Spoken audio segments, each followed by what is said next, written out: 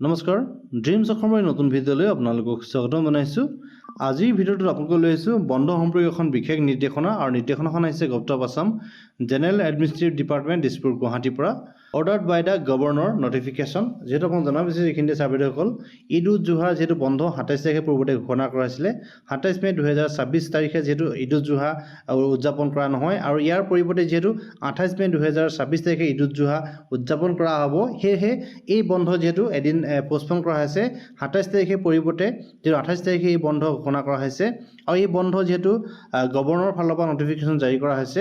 এইখিনিতে আপোনালোকক জনাব বিচাৰিছোঁ all the office under government of Assam and revenue of magisterial court in the Assam shall remain closed 28 May 2026 Thursday on account of Eid Ul-Juha। যেহেতু পূৰ্বতে এই ঈদ উজ জোহা ২৭ তাৰিখে বন্ধ দিয়া হৈছিল, যেহেতু ২৭ তাৰিখৰ পৰিৱৰ্তে ২৮ তাৰিখে বন্ধ পুনৰ ঘোষণা কৰা হৈছে।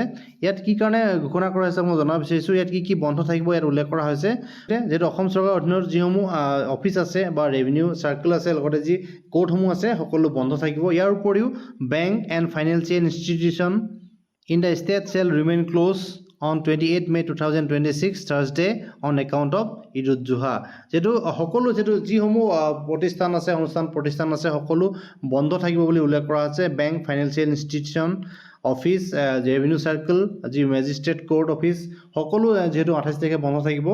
যিহেতু পূৰ্বতে যে এই বন্ধ ২৭ তাৰিখে দিয়া হৈছিলে, ২৭ তাৰিখৰ পৰিৱৰ্তে এই ঈদ উজ জোহাৰ বন্ধ যিহেতু ২৮ তাৰিখলৈ ঘোষণা কৰা হৈছে।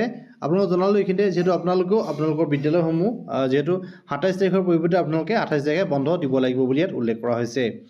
চাবলৈ ভিডিঅ'ত ইমানখিনি আছিলে। আশা কৰিছোঁ ভিডিঅ'টো আপোনালোকক যথেষ্ট উপকৃত কৰিব। ভিডিঅ'টো সকলোকে চাই থকাৰ বাবে আপোনালোকক পুনৰবাৰ ধন্যবাদ জনালোঁ।